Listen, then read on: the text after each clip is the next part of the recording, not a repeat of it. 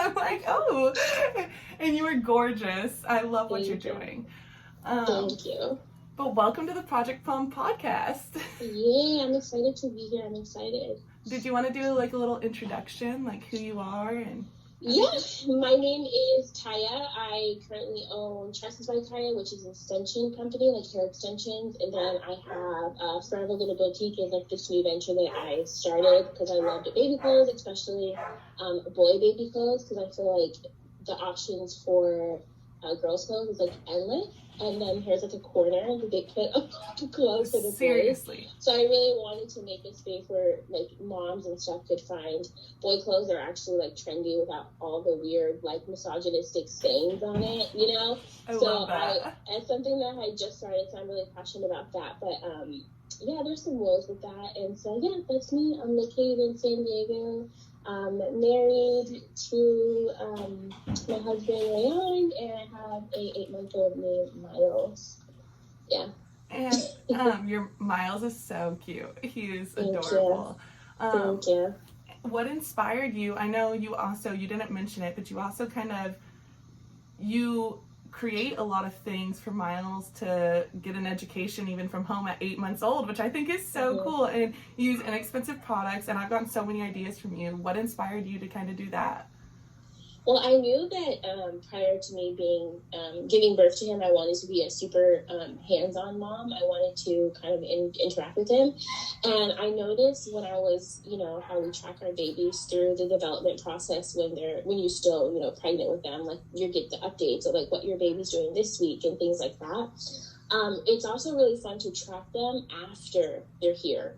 Like I have an app called the Wonder Weeks, and it lets us know like where your baby is at developmentally, or like if they're about to hit a leap and things like that. And I found myself so intrigued with like his developmental growth. And so like if he was like right now he's being able to match certain things. So if you see the cow, then we mimic the sound that the cow makes, and the chicken and things like that. So I found that I definitely wanted to kind of encourage him where he was developmentally, and then I trying to do some Montessori style methods. We're teaching him and very hands-on. And then I remember there was this mom group that I was in, and she was like, can people explain to me what activities that you do, because I'm a stay-at-home mom and I can't afford the expensive wooden toys. And I thought to myself, like, everything that I've ever seen was very DIY inexpensive. Mm-hmm. And I thought to myself, I'm like, well, if she thinks this way, a lot of other women and moms feel discouraged if they can't be hands-on or they can't do certain things because of finances, And so I was like, well, why don't I just share the things I do? And so it's just something that I do. Like I do them for Miles regardless, and it's really cool to make reels and like find different editing styles and stuff like that. And so yeah, I just share stuff like that. Have you always been creative, or did you kind of just pick that up because you wanted him to learn? No, I haven't. I feel like this whole mommyhood brings something. I don't even know who this person is. I love the person that I'm becoming, but it's very sometimes I'm like, I was not creative. I was never interested, and then all of a sudden you're dropped with this human, and you're pulling stuff out of your hat, and it's just no. So I never was. I think that's what's cool about motherhood too, because I always struggled with being creative, even though I always really wanted to be. And looking at my son, it's like I created him. That is my walking masterpiece. Just walking around, just crawling around, I should say. He's not walking, but and he just exists in the world as my art piece. Like it's so cool. Exactly. Yeah. And I noticed that it is kind of the Montessori style that you follow. Is that what you did you read the Montessori books, or how did that? Yeah, so about the, it's about a scientist, she did child development, Maria Montessori, so she did scientific-based learning education geared to that child. So it's things that are more geared to them on their developmental scale. So we're not 100% Montessori, because there are things that like I don't necessarily think I could follow. Like there's like over encouragement with children where like they don't want you to, or the study and the practices, they don't want you to build a child up that's so built on compliments. So they don't want you to overshare compliments or overcompliment the child. But for me, I don't really agree with that too much, because I was raised in a household where we didn't really get compliments and get that reassurance. So we're not very 100% Montessori. There's some things that we practice and things we don't. But I knew prior to me giving birth, that was something that education teaching style was something that I definitely wanted to implement with Miles. Well, for those that don't know what Montessori is, can you kind of like explain that a little bit? Yeah, so it's just like I said, about a child developmental scientist who did a lot of research on how different children learn with different things, like more of the wooden style toys, or more toys that are not based on distracting, more than to educate and to teach them and for them to concentrate. It just goes to things like that. But you'll see certain things online about making the room completely Montessori friendly. Basically what that means is like it's their yes space. So it's like Miles has the same thing, like where everything in that room is geared to him. So the pictures are not high on the wall, they're very low. That way that he can see them. So everything, it's just the simple way to put it is basically teaching them on their scale. Not from us teaching them, but how we get down to their level and teach them. See, and I knew a little bit about it, but I wasn't like, I didn't completely delve into it like you did, because I did read about the overachievement thing, and I read like a couple other things that kind of just like pulled me away from it and made me question if I did want to follow that path. But I knew I wanted to center around education, and I wanted him to be more interactive with his toys, and wanted to like focus more and kind of be more a part of it instead of just pressing a button and it responding, you know? Yeah, it's definitely something you can do. I feel like sometimes people get very like discouraged, because you hear that a lot. It's like, okay, well, I can't do that and I can't do that, which is very understood, because this study was done years ago. So it doesn't really align with how we function now. And I don't think it's an all or nothing type of thing. So like I take very much more of the education side of it. I take the learning aspects out of it, and a lot of other things are kind of just like, yeah, we're going to skip on that. But that's okay. It's not an all-in-one type of thing. Like it's not something that you have to follow 100% or nothing at all. So don't be discouraged. But yeah, there are some things that I hear just about like the TV thing, and like just, like the iPads and electronics. A lot of people don't have that luxury.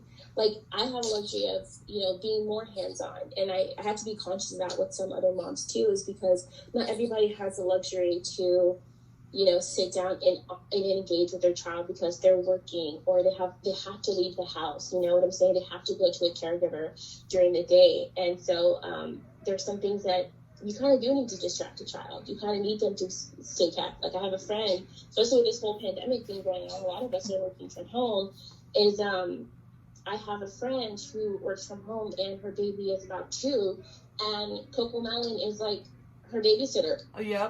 But that's all she has, because honestly, you can't condemn moms like that either. Nope. Because childcare is expensive. It's outrageous. Yeah, and oftentimes there's so much guilt and stuff, and with postpartum depression and anxiety, oftentimes women find themselves just like laying on the couch and using the TV as a babysitter, and they don't even realize a lot of the time until it's like their kid's a year old, 2 years old, and they're like, oh my gosh, now I miss my entire child's developmental years, and then they just start panicking, and it's complete mom guilt. Yeah, for sure. No, postpartum depression, I definitely could see that. Yeah, for sure. But yeah, I definitely think there needs to be more of a push to get moms to be more interactive, because you were the first page that I actually saw that it was kind of like, oh, I can do the Montessori route, and it doesn't have to be all or nothing, and I really valued that. And I actually, I thought you followed the Montessori 100%, so I was going to ask when I asked you to be on the podcast, like, I wanted to talk about that, but I went to your page, and I'm like, she doesn't actually mention anything Montessori, it doesn't actually say those words. And so I love that you kind of do your own style, because you still do use also, like, some bright color things, and things like that. And I like it's that. It's such a misconception, though. I feel like a lot of people, because, I read comments on different people's posts, like on, I'm on mom TikTok and stuff like that. And I feel like a lot of people's thing with Montessori is that it has to be all wooden toys. It has to be these neutral colors. It has to be, all these things that kind of make it look more like an aesthetic, where like you have to have this perfect playroom and you have to do that. And some people are like, I can't do that. I'm not going to do that, because it's what's the word I'm looking for? It's very like intimidating. Yeah. Right? Like when you see stuff like that, you're just like, yeah, I can't be that mom. Like I can't do that. You know what I'm saying? But it doesn't have to be that way. And I'm here to show different moms that it doesn't have to be those things. It doesn't have to be expensive. So. Yeah. Actually, what strayed me away was I was following a mom who did mainly Montessori, and then her son was like 10 years old or something, and she said that she showed a picture of his room, and she said that she didn't ever let him put anything in his room that that was too childlike. Like she liked mainly aesthetic colors. She was like, I make him like put everything away before he ever goes anywhere, and it just seemed so bland to me, and just like she said, like she wouldn't even let him paint the walls, and it drew me away, because I was like, I don't want to be the mom that doesn't let her son express himself, because sure. I don't want to stifle him. I want him to be who he is, and it's great to see like even your 8-month-old have so much personality and learn so many things. Like I loved the little Easter tutorial you did and everything like that. So yeah, it's just awesome seeing you grow and your son grow. Thank you. How old is your son? He's the same age actually. He turns 9 months this month. When did you give birth? July 24th. Oh, okay, so I'm July 27th. Oh, okay, so we're within a week of each other. That's cool. Yeah, crazy. That is awesome. This is crazy, I know. How was your pregnancy? Do you want to, I was going to ask about how that was and how it went for you, if you want to kind of tell your story about pregnancy. Traumatic. Traumatic. I gained so much weight, an unhealthy amount of weight, and I just shot up. Okay, I literally gained so much weight. I was 165, I think, pre-pregnancy, and then the day I gave birth, I was 235. That is the exact same as me, actually. We are twins at this point. It's crazy. That is amazing. Like, that's not amazing, but like, I've never met someone like that who's open about that, and it was daunting to see so many people who just like gained like 15 pounds. And at one point during my pregnancy, I got on the scale like at my 20 week, and the nurse looked at me and she was like, "Can you re-step on the scale?" And I got on again, and she was like, "I don't think that number's right." And she's like, "It's saying you're 220 pounds. And I'm like, "Yes, that's right. Like, I already weighed myself at home." And she's like, "Oh, okay." And she's like, and it was just so horrifying. I was mortified. I cannot tell you how much anxiety I got every time I would go to my OBGYN, because I knew that I was going to get it on the scale, and I knew I was going to get shamed for weight gain that I could not control. And it's insane. It's outrageous that even is a thing. Mm-hmm. Like, I would just be like, I already know I'm going to go in here. I know that the nurse is going to take my blood pressure. I already know that we're going to step on the scale, and it's going to be a comment about my weight. Yep. And she would always say, because my doctor, she goes, "Oh, the doctor's not going to like that." Like, well, what would you like me to do about it, lady? Like, and it's something so magical and so wonderful about being pregnant. The moment that I stepped in there, I didn't feel like any of that mattered. I did not feel that way. And that is like a whole other tangent we could go on, but it's just, I hated that. And so it was the massive weight gain that I got that I could not control. And so there was going on with that. And then Miles was fine. He was healthy, and I'm very blessed. And I always make that a part to say that, like, there are some moms who have a traumatic health experience when it comes to the actual baby. But Miles was fine. He met every milestone that he needed to do developmentally when he was in my belly. The actual labor part was insane. So I remember I was tired of being pregnant. Like, I was so tired. Miles, every time she would jam her finger up in me to check how dilated it was. Oh my gosh. I know, it's so invasive too, and it's just like, it hurts, and literally And they do it so often. Yeah, and she like holds your stomach down, and she's just like, oh my god, I would always hate that. And so she would always check my cervix to see how far I was dilated, and nothing was happening. And I remember I complaining. I was like, oh, I'm so over pregnancy, I'm so over it. And she's like, oh, you want to be induced? And I'm like, yeah, let's do it. So I remember telling my mom I was getting induced, and she was like, because I was full term at that point, so it was okay to get induced. And my mom was like, I got a lot of shame from her, like, why don't you just do it naturally, and why are you going to do that for the baby, and all this other stuff. So I had going in with this mentality that this whole thing was going to be traumatic. I watched every YouTube video there is about being induced, and so I get to my induction, so I check in and everything.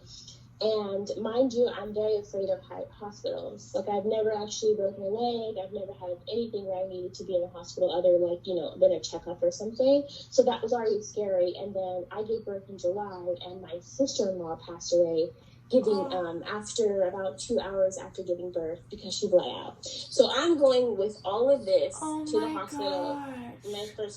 My first pregnancy. So I'm already scared out of my mind. So then I go in, and they give me, it's like a tampon thing. I can't remember the name of it right now. And then it's supposed to open your cervix. Did not dilate. Oh, is it like a Foley balloon? It wasn't a balloon. It wasn't. It wasn't necessarily a balloon. It's kind of like a tampon. I'm not sure. Maybe it was a balloon. I'm sorry, I can't remember. But no, you're fine. She gave me that, and then I remember that has to stay in you for like 12 hours or 8 hours, I think. And then they come in, they take it out, they check your cervix. I wasn't dilated at that point either, and I was so discouraged. I think I was maybe like 1 centimeter dilated or something. And I thought I would be so along, and then all of a sudden I started feeling really bad contractions. And girl, when I felt the first contraction, I said, yeah, the epidural guy, like, bring him in. I got the epidural because they kept coming in and like, you just need to sleep and relax. And I'm like, yeah, but I'm having contractions. And she was just like, you want to get the epidural? Get the epidural, breathe. I remember I watched every YouTube about it. It looked scary. I felt nothing, right? Thank God, like, I felt nothing. And then I was cruising. I couldn't feel my legs. Then I get checked in on Friday. I don't get to start pushing until Monday. So I got my epidural on Friday. I didn't start pushing until Monday morning. And by Monday morning, my epidural was wore off. And they could not give me another one. So why couldn't they give you another one? Because he was too far down at that point. Oh, so my goodness. Yeah. So if you get your epidural too soon, which I did, it actually slows down the process of your labor. So it's slowing it down, and they couldn't give me any more. So I technically went natural because I could feel everything. And I remember my body was naturally telling me, like, you need to push this baby out. Like, you need to push this baby out. And the nurse was not having it. And she's like, oh, like, I feel like you just wait some more. Like, you could come down some more. And my nurse did the same thing, yeah. Like, I was crying to my husband. I'm like, I have to push. Me holding this baby in is actually hurting me. Yeah. So I need to push. And I remember she was like, okay, well, I'll go call the doctor. My doctor comes, and I was pregnant during COVID, so I never got to take a breathing class. I was breathing wrong. They said that I was breathing with my mouth open. There's like a science to breathing, which I had no idea, and I was breathing incorrectly. Yep. So I'm giving birth. I'm battling the breathing thing. I'm throwing up. I'm having a fever, and I remember pushing him out. I didn't feel pain, which is crazy because I blocked it out of my head because I was like, the only way to this to be over is to push through. Yeah. Literally, right? So I didn't feel the pushing, to be honest with you, I don't remember there being any much pain with that. It's definitely the contractions. And so I give birth to my best thing ever, and I'm crying, and then I remember, everything moves so fast. And I remember them, I remember my doctor pressing on my stomach, and she's like, oh, you're going to feel so much better when this placenta comes out. And I remember her, tugging at it, right? Which I heard that it's natural for them not to pull it, but I remember her tugging. And I remember feeling a really tight cramp on my right side, like in my groin area. And she pulls the placenta out, and out comes my uterus. Yeah, girl, my uterus.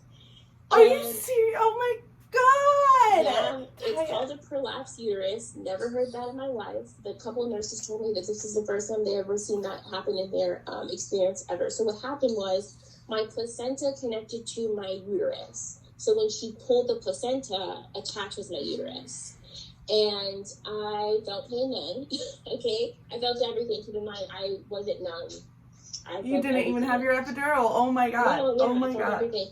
So I remember, like when I tell you this stuff goes so fast, it really does. It's like the whole room is moving, right? Mm-hmm. Nurses are flying. There's like 6, 7 nurses in my room. I remember that my husband had the baby in his hand, and we kind of just like not understanding what's going on, but I'm also very calm at the same time. And I look over to the nurses at the computer above me, and she's like, and I asked her, I said, am I hemorrhaging? Because I know what that means. Mm-hmm. I know what hemorrhaging means because the death that I just, went through, grieving still in February. Right? And was your sister-in-law also a Black woman? Mm-hmm. And it's 30% more likely if you're a Black woman to die at childbirth. Yeah, yeah. So then we're going through all of these things in my head, right? And then she said, yeah, you're hemorrhaging. And then I remember just when you are faced, I don't want to cry about it, but like when you are faced with like death, you think that you're going to be panicking, but your whole body relaxes because you can't control whatever this outcome is going to be. And I remember my husband was standing holding the baby, right? He was holding the baby. And I remember telling him, just sit down. Just sit down. It's going to be okay. It's going to be okay. I mean, they're breaking down my bed because they're about to rush me into the OR. And then I remember as they were breaking me down in the bed, I remember I just kept eye contact with him. And I remember thinking to myself, like, if this was my divine purpose on this planet was to give birth, I did what I needed to do. Mm-hmm. And I know that the person that is his father, I'm okay. I had no intention. I knew for a fact I wasn't going to come back to that room.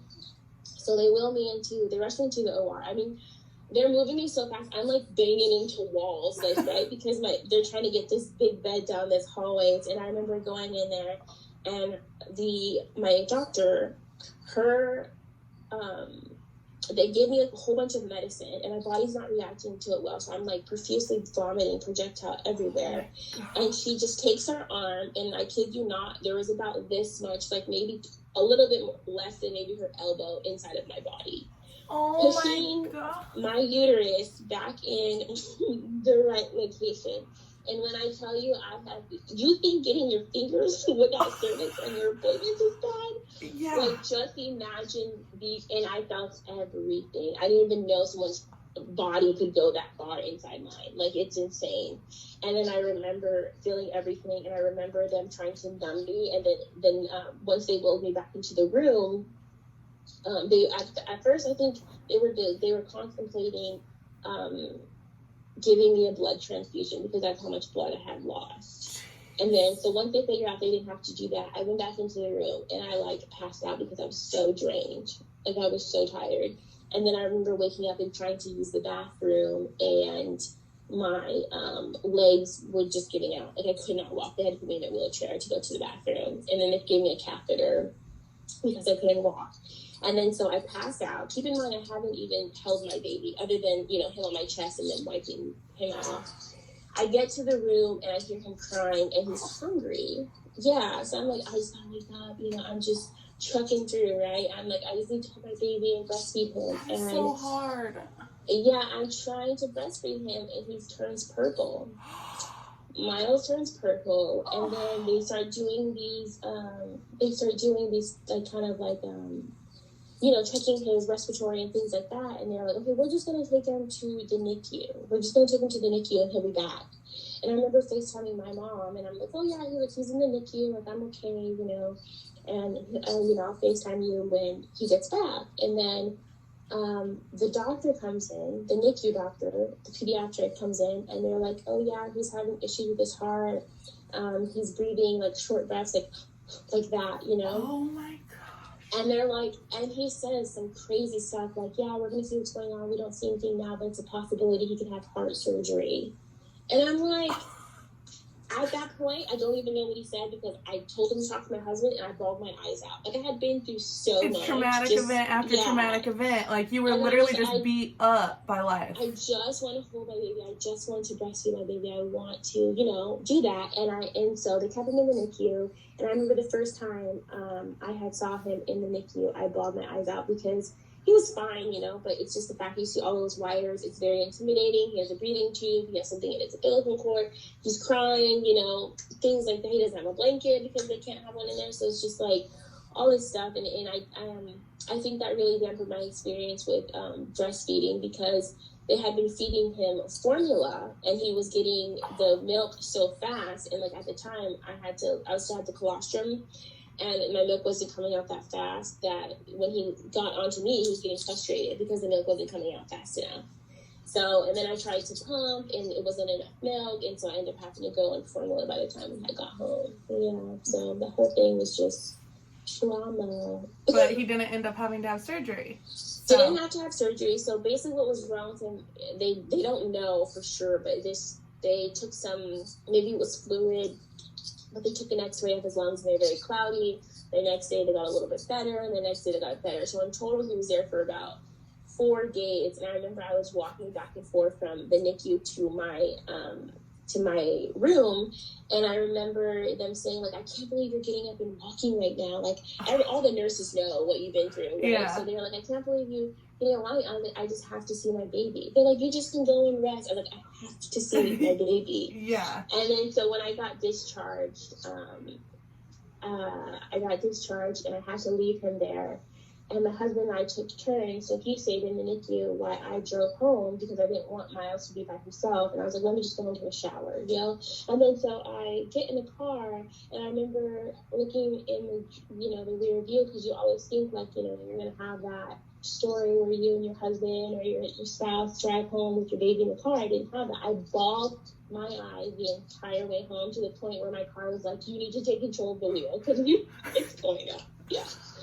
So, I mean, he's healthy now, and I'm very blessed that we don't have any issues. There wasn't, you know, anything wrong when he had to stay, you know, because there was a mom that was in the NICU and her baby had been there for like 20 plus days. So I am very grateful, but it was definitely a traumatic experience. And then the postpartum hit pretty heavy, like maybe a week after that. So that is so hard. And yeah, did you blame yourself for the whole breastfeeding thing? Because it wasn't your fault.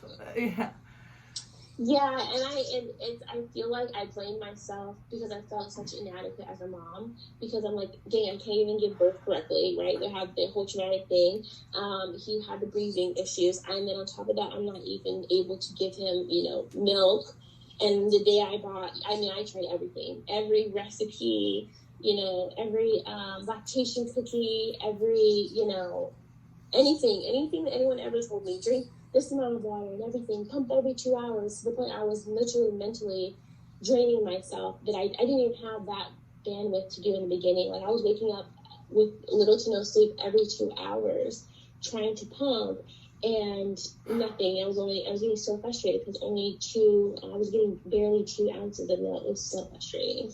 And at that point, it's okay to be a formula-fed baby. Like, it's okay. Yeah. And now I feel that way, but like that moment, I feel like maybe a lot of moms feel like the moment you go down that aisle and buy that formula, a part of you is just like, oh, you know, especially when you had really high hopes. I mean, I had the fancy breast pump, and I had this, and I just knew like it does not work that way. And then you hear women constantly telling you, coming from a good faith, it wasn't like a bad one, because they all just kind of want to help you, right? But like, well, if you just do this, because this is what I did, and if you just do this, and I did, but all of us are not oozing milk like that, you know?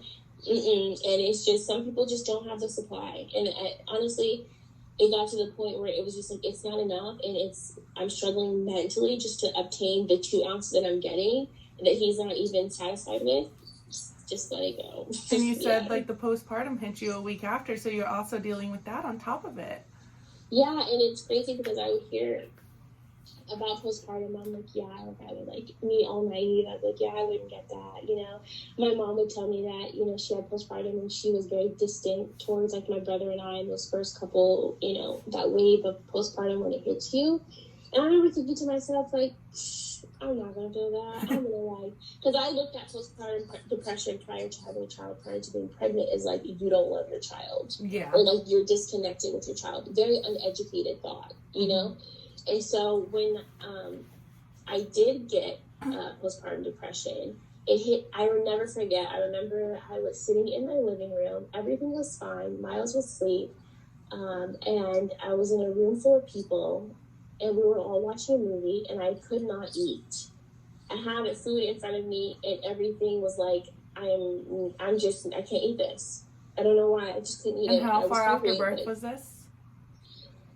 Miles was maybe like, immediately maybe like 3 weeks, not even a month when I hit this. It hit me hard, and I'll never forget, because I was in a room full of people about fighting tears for no reason. Like, it's just, and then I remember my mom's like, oh yeah, like, you need to eat. And I was like, I wasn't hungry. I was going, maybe I'd eat. If I did eat, I would pick at it and it was nothing. And I remember I would have these deep, dark, cloudy thoughts where I just wanted to cry. It was crazy. And I feel like I talked to a therapist about this now, because I remember when I would tell my doctor about it, because I just feel like when it comes to the healthcare system, they're not really, like, are they really helpful about the postpartum thing? Because I remember literally filling out a questionnaire asking if I'm okay. Like, do you really think I'm going to be like, yeah, I kind of like don't? No. Well, and then, I don't know if the questionnaire was the same one I got, but the questionnaire that I got was in a mix of questions about the baby too. So it was like, do you have your baby sleeping in a safe space? Yes or no?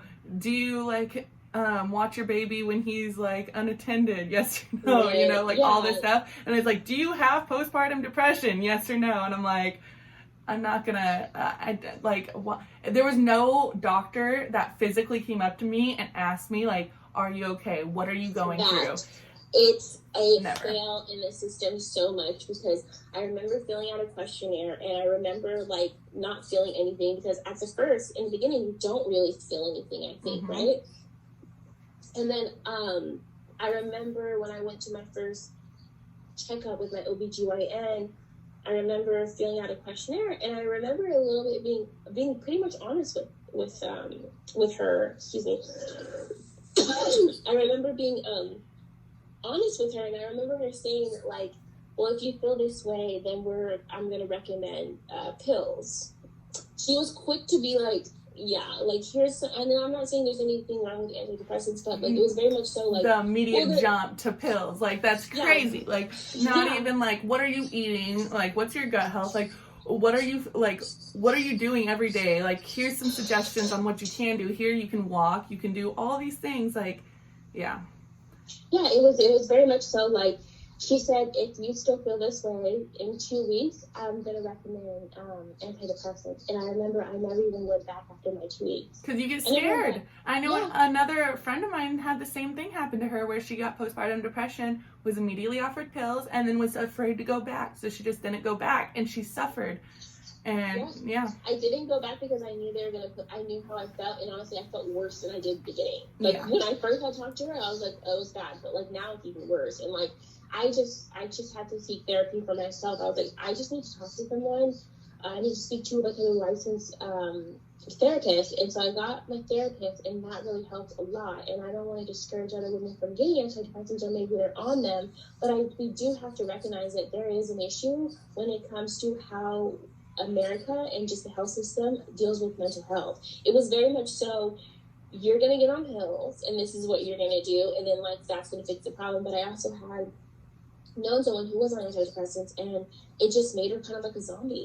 Some people don't react really well on antidepressants, and I didn't want to be someone who just slept. Like, this person that I knew who was on antidepressants slept like majority of the day, because when she was on those pills, they made her a zombie, you know, or it made her kind of like zone out a little bit. Because it just fixed the symptoms, and it didn't fix the actual root of the problem. And therapy delves into like why you're feeling that way. Like, anybody on this planet can benefit from therapy. Like, anybody. It doesn't matter who you are. And I think there's a stigma against therapy, that you're a crazy person if you get therapy, something's wrong with you, and that is not the case. Like, therapy can help anyone.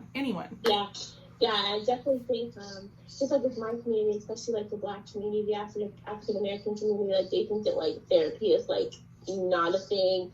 You don't talk about your feelings, you suppress them, and you keep going. But like, I definitely want to break some generational curses, because if we're not healing from our trauma and we're not talking about the problems and we're not fixing them, then we can't be better people. Especially when you have like staggering statistics, like the fact that 30% of Black women are more likely to die at childbirth. Like, why is that happening? There needs to be a reason why that's happening, and so many people are affected by that, and they need to like notice, like, and face their trauma. There was a study done, and I don't remember exactly what it was, but they did a study with other nurses and other medical professionals, where the study came back that they feel like most Black women don't feel pain, or they have a higher pain tolerance. So they don't feel like that when they are complaining about like, hey, I'm feeling issues and I'm feeling pain, things like that they kind of disregard it. And so a lot of women are really suffering and things like that because no one's really taking them seriously. So, and I think in the situation with my sister-in-law, she passed out. She had passed away after giving birth a few hours, because she actually did have we had a photo of her holding her baby, and after that she passed away. So and the person that was in the hospital with her at the time when she did give birth, said that the nurses were really slow when she was bleeding out. They didn't act fast enough. So I think there's some malpractice going on and lawsuits going on with that whole case. But also with her passing away, that dealt with my trauma in my postpartum, because I felt like, wow, like she's not here experiencing what I'm experiencing. And I feel so sad because I'm grieving, because I'm also in that shoes now, where like we see our baby's first smiles and we see them, we get to see, that bond. And like that child that she had won't have that. And that sucks. And I have nieces and nephews who don't understand death. And I have a nephew who will never understand the warmth of his mother. Like that motherly love, you cannot feel that with anyone else. I don't care if it's an aunt, if it's, a sister or some type of motherly figure, it's not mom. Yeah. So I definitely dealt with a lot about that, grieving too, along with, that was mixed in with my postpartum. That is so hard. So how do you suggest, like, do you just suggest that healthcare to pay more freaking attention? And I think that there also has to be, when it comes to, I think the issue is access. If a lot of us had more access to therapy, and a lot of us had more access to the proper healthcare that we needed, we could lessen a lot of these issues. Because I know for a fact my insurance doesn't pay for my healthcare. I have to pay out of pocket for that. They just don't. And my therapy is not cheap. It's $100 every session. Yeah. So do people have that? We don't have that. So it doesn't even matter. People are like, oh, well, healthcare should be free, or you should pay for healthcare, whatever the argument is, where the needle lies. It's like, it doesn't matter, because either way it's expensive. Mm-hmm. Just like giving birth. It's the most natural thing that women do. And it's also the most expensive. I go into my United Healthcare system, $62,000. $62,000 is what they billed my insurance, and I'm still having to. There's so many bills that come in the mail that I don't even know where to start, because it's not one big bill. Like it's separate. Yeah, and they bill your baby. Like, I thought that was the craziest thing. Like, you literally come out of the womb and you get your first bill as a baby. Like, that is wild to me. They charged like almost $2,500 every day he was in the NICU. Oh. Every medicine that they provided him with, they charged. So it's just one of those things. It's like, sometimes it's not that we don't want to get better. It's just we also don't have the assets to do that. Like, if you don't have the money to do that, then what are your options? Because even if you do have the health insurance, what are our options? Mm-hmm. So overall, we just need a lot of work. I don't even know where to start, because, we're so beyond, do we need health insurance, we're beyond, should healthcare be free, or, is healthcare a luxury? We're so beyond those conversations. Like, people are dying and people are in need now. Yeah, and especially the fact that Big Pharma is running the healthcare industry, in the sense, like you said, pills are just being offered instead of actual healthy ways to survive. Like, it's crazy. Like, sometimes talking to someone is the most beneficial thing that you can do. Like, it's crazy. Like, I went up to my doctor after my miscarriage and I told him I was thinking of killing myself and I wasn't even offered therapy. Like, it's insane. I don't even know how you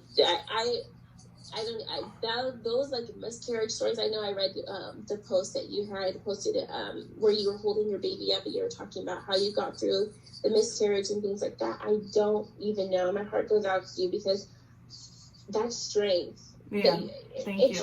I hate saying that, like, in a way of like that's strength because you feel like you have to be, you know, a trucker and like not have emotions or feelings towards it and kind of just move on with your life, but that's not real and you should, you know, be able to feel.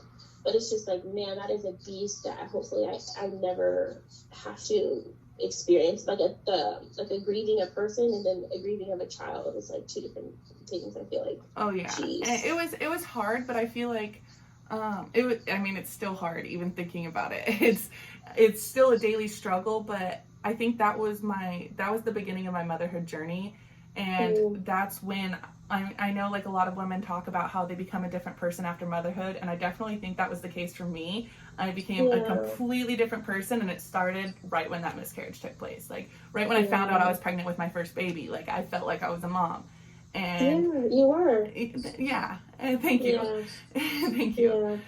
And now I have my son, and it's magical, and it's great. It's great to just finally feel it. I definitely I understand what you're saying. Yeah, I feel like we were talking about before, is like we are like completely different people when we give birth and when we're moms, but like I feel like those seeds were in us, and it just took our little ones to bring them out, because I feel like that. Yeah, like we were always creative, right? Like, if the seeds were there, but we never had anyone to really pull those out of us and really grow those. And I think that's what our children bring to the table. It's like they bring out the best. They really do. Pieces of us that we had all along, but we just definitely need to like hone into them. So, yeah. I love that. Yeah.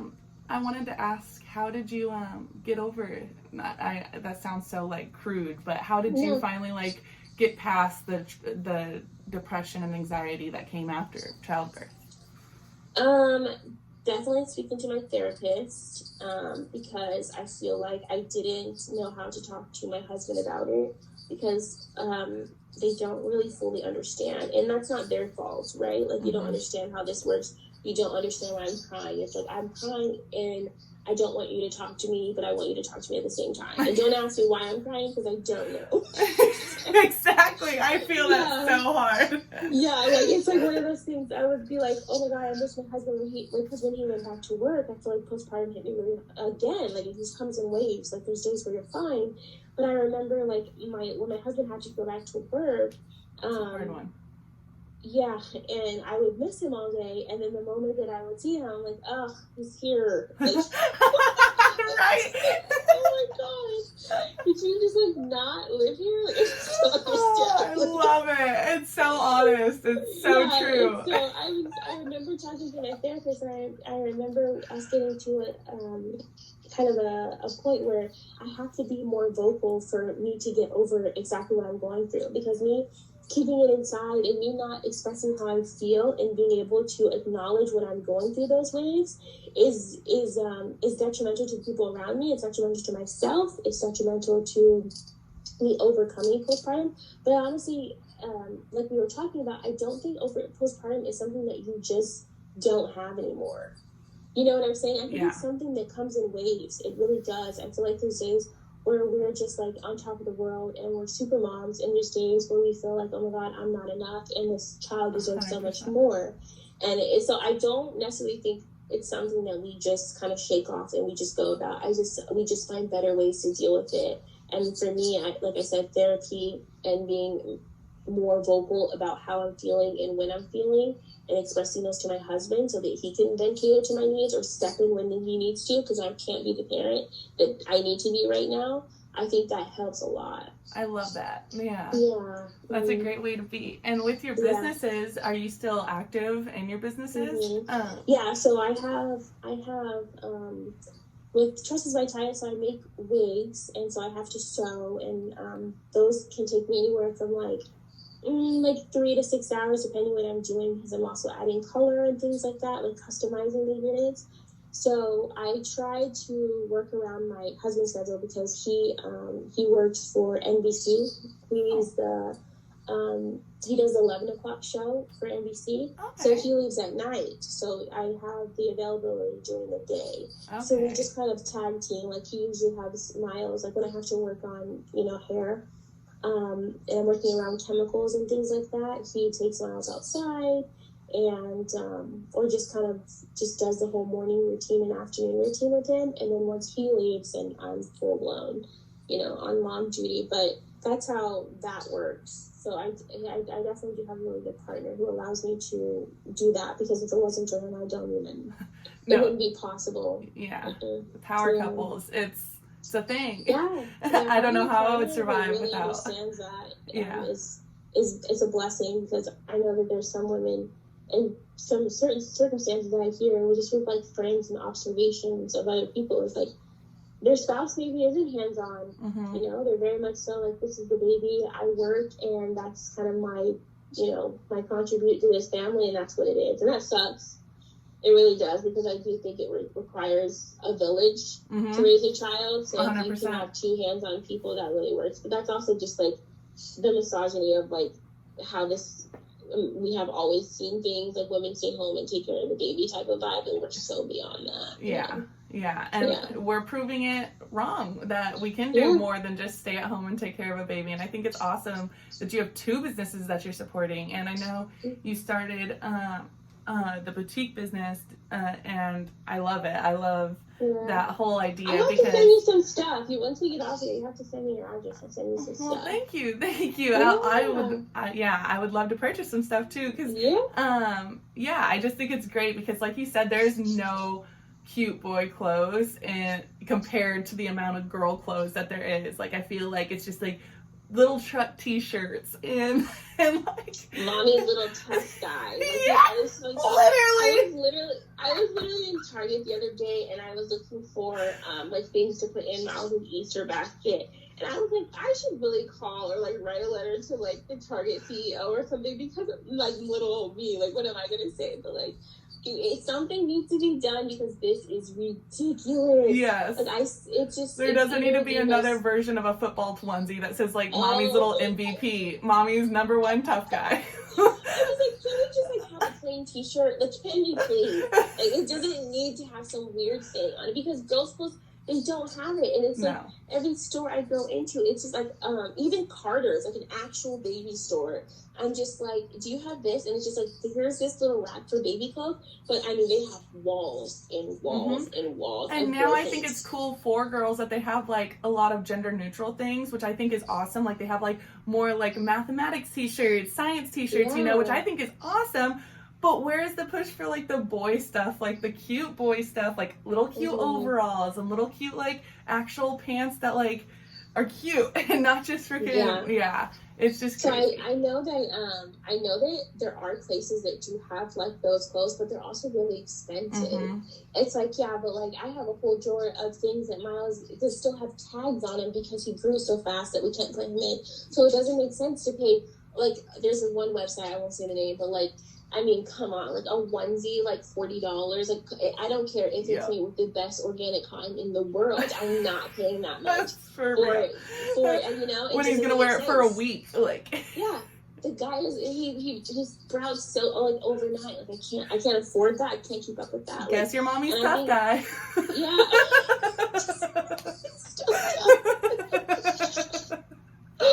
It's just like, here we order just like dinosaurs or just something that's so unnecessary. But yeah, I definitely feel like gender neutral clothes should. I try to shop that way too, because if I do have another child, God willing, and it's a girl, then I would want to have something that we could pass down that doesn't have to have all these things. And same thing when I buy toys and like anything for him, I make sure that it's like orange or yellow or something that's not like girly pink, or like obviously not girly pink, but like blue and things like that. Because I like more gender neutral stuff, just overall aesthetically as well, though. And I realize that's what the boutique is, right? Like, it's like a lot of gender neutral, just very like, I love it. I Yeah. love this Yeah. whole aesthetic. And did you start Yeah. that after Miles, or? Yep, I started that after Miles. I knew that I wanted to get something. I know I just like really love this mom thing, and I wanted to figure out what I could, you know, bring to the table from the things that I've seen that maybe we all needed to work on. It was definitely something that was gender neutral, that wasn't crazy expensive, and I also wanted to come through with really good quality material.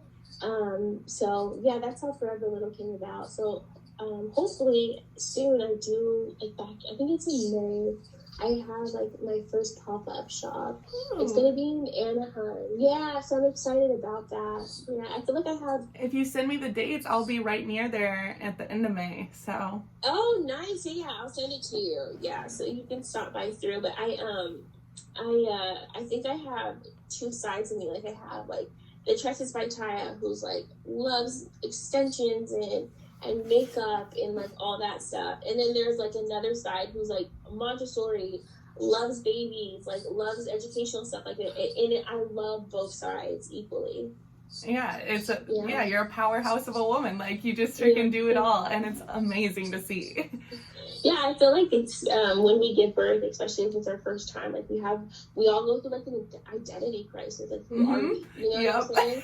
Like, I had a box full of, like, I call it my skinny clothes. Where it's, like, all the clothes that I wore prior to giving birth. And, girl, when I took out those clothes, I was like, I would never wear this. No, exactly. Yeah.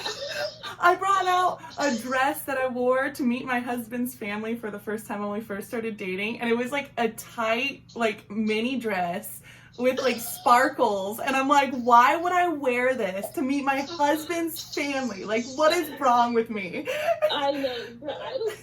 I was so bold, like prior to pregnancy. Yeah. Like I was just boobs on full display, and I shout out to the women who do that. But this is no shame. But like, I am not there anymore. Maybe one day I'll get back to that. Right? Yep. But, like, I was like, oh yeah, is that like a little mini skirt? I would wear like heels and like, girl, the outfit, it's cringe. Right? It is. Yeah. But I think we adapt and we grow, and as long as we keep growing and keep changing, and we'll do this forever, and it'll be a great thing. But thank you for coming on, and if there's anything else you wanted to talk about, the mic is yours. Well, thank you so much for inviting me. And then make sure that when we get off here that you send me your address so I can get you a package in the mail. Okay? Well, thank you. Yeah, definitely. And did you want to kind of give out your socials? Yeah, so you can follow me on Tiyya Daily. So that's where you see all of like the Montessori style methods and like the DIY, and that's Tiyya Daily, D-I-L-D, what? D-A-I-L-Y.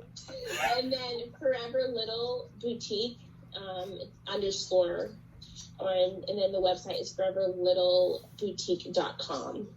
So you can follow those well. So. And Tresses by Tiyya, right? And then Tresses by Tiyya, it's Tresses by B-Y, Tiyya, Tiyya. And then the website is the same thing, tressesbytiyya.com. Awesome. Yeah. Well, thank you for coming on. Thank you for having me, and have a good day. Yeah, and we'll keep up with each other for sure. We will. All right, take care. Bye. Bye.